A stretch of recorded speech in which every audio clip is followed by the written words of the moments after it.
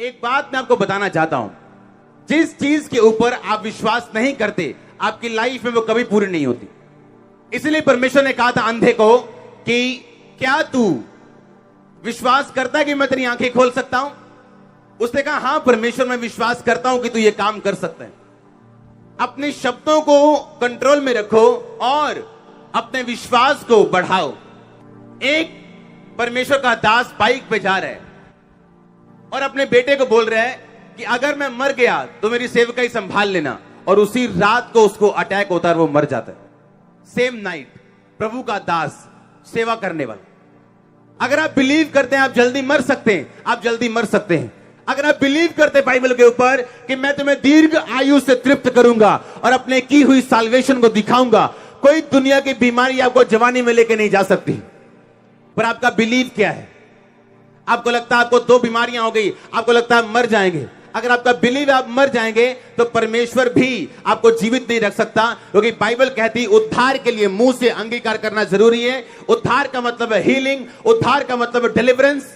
Hallelujah. इसका मतलब अगर आपका मुंह का अंगीकार सही नहीं है तो इसका मतलब उद्धार का उल्टा ये है, बीमारियां, गरीबी, श्राप।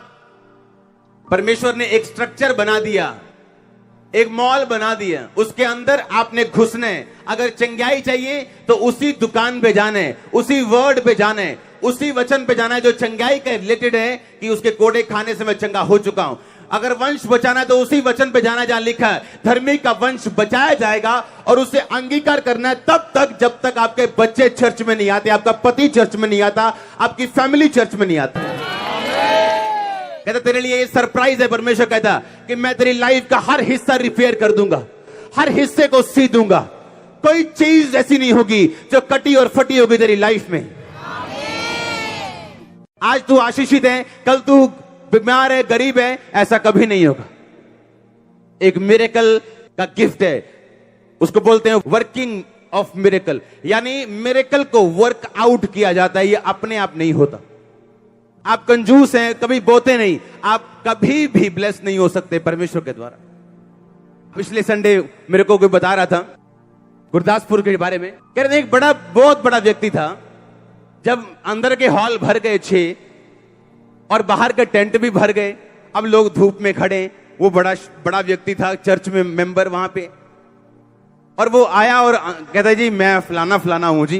कहते आओ जी बैठो अंदर। जो अंदर के आते अंदर गर्मी दे वजन नजारे उपजिया बाहर ਤੇ ਉਹ ਗਲੀ ਸੀ ਨਾਲ ਇੱਕ, ਤੇ ਨਾਲ ਉਹਦੇ ਨੇ ਇੱਕ ਨਾਲੀ ਜੀ ਸੀਗੀ, ਉਹ ਉੱਥੇ ਹੀ ਬਹਿ ਗਿਆ। ਉਹ ਇੱਕ ਬੰਦੇ ਨੇ ਉਹਨੂੰ ਦੇਖਿਆ, ਕਹਿੰਦਾ ਆ ਇੱਥੇ ਬੈਠਾ ਨਾਲੀ ਦੇ ਕੋਲ। ਕਹਿੰਦਾ ਇਹਨਾਂ ਨੂੰ ਪਾਸਟਰ ਹਾਕਾਂ ਮਾਰਦੇ ਨੇ, ਆਵਾਜ਼ਾਂ ਮਾਰਦੇ ਨੇ, ਆਓ ਜਾਓ ਚਰਚ। ਕਹਿੰਦਾ ਇੱਥੇ ਗਲੀਆਂ 'ਚ ਬੈਠੇ ਨੇ। आप कितने समझ रहे हैं? सुनो, उस चर्च को मैनेज किया जाएगा, अभी और बड़ा किया जाएगा, अच्छा स्थान दिया जाएगा, लेकिन मैं आपको जो बताना चाहता हूं वो सुनो। जब ग्रेस आपकी लाइफ में काम करती, आप जोर नहीं लगाते, अपने आप चीजें हैपन होती। आप थक चुके हो मांग मांग के, आपने बोया नहीं, आपने काटा नहीं। आप थक चुके हो कि मेरा केस हल हो, लेकिन क्या उस केस के लिए जितनी प्रार्थना की जरूरत है आपने की है या नहीं की? क्या आपका दिल आपकी अगुवाई करते हैं कि जितनी प्रेयर मुझे चाहिए मेरे केस के लिए मैंने की है या नहीं की? ये क्वायर जानते हैं, इनमें से कई लोग जानते हैं, जब प्रार्थना करने का टाइम आता था तो ये लोग भागते थे। इनको मालूम था कि आगे प्रेयर करने के लिए अब 8 घंटे प्रेयर होगी, कॉन्टिन्यूस, विदाउट चाय लिए 8 घंटे बैठे। कभी हारमोनियम, कभी फोन पे परमेश्वर का सॉन्ग चल रहा है, कभी हारमोनियम में चल रहा है, कभी फोन पे चल रहा है, कभी गैर भाषा, कभी प्रेयर, कभी वर्शिप। 8 घंटे 6 घंटे मैंने प्रेयर की अपने केस के लिए। बाइबल कहती जब डैनियल प्रार्थना करने के लिए गया तो 21 दिन उसने कहा मैं अलग तरह के रोजे रखूंगा, मैं स्वादिष्ट चीजें नहीं खाऊंगा, मैं कड़वा साग पात खाऊंगा। ये उसका अपना मैटर था प्रभु से।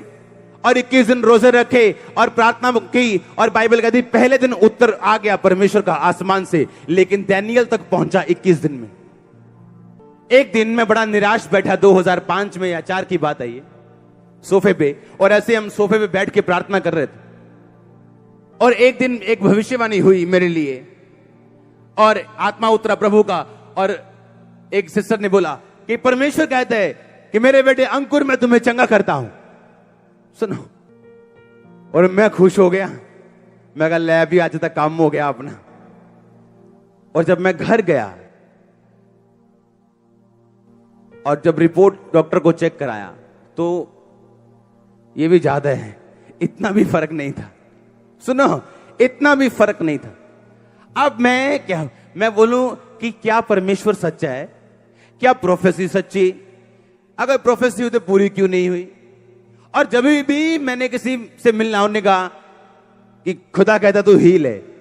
मैंने कहा ये कहने कहाने का काम बंद कब होगा? ये प्रैक्टिकल खुदा कब करेगा?